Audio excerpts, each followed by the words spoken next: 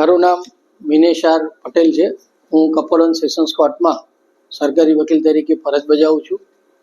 આ કેસની બનાવની હકીકત એવી છે કે કઠલાલ ખાતે રહેતા રાહુલ ઉર્ફે બોકડો દિલીપભાઈ વાસપોડિયા નાઓએ 14/2/25 થી 8/6/25 સુધીના સમયગાળા દરમિયાન એક સગીર વયની દીકરીને રેલવે ફાટક પાસે જાડી જાખરામાં અને લલચાવી પોસલાવી લઈ જઈ તેની મરજી વિરુદ્ધ અવારનવાર બળાત્કાર કરેલો અને તેને ગર્ભવતી બનાવેલી જે મતલબની ફરિયાદ કઠલાલ પોલીસ સ્ટેશનમાં એના પરિવારજનો તરફથી આપવામાં આવેલી તે ફરિયાદ દાખલ થઈ, તેનું ચાર્જશીટ થયું અને આ ગુનામાં આજરોજ આરોપીને સજા કરેલી છે।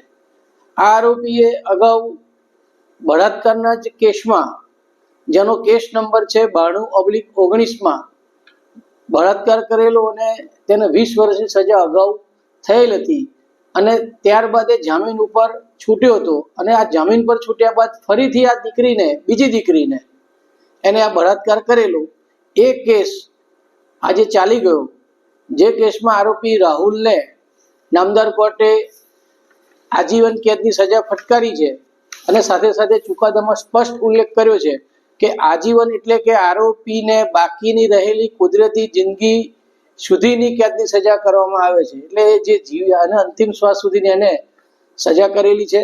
તેને 2500 રૂપિયાનો દંડ પણ ફટકારેલો છે અને ભોગ બનનારને ₹5 લાખનું વળતર આપવાનો પણ નામદાર કોર્ટે આજે હુકમ કરેલો છે।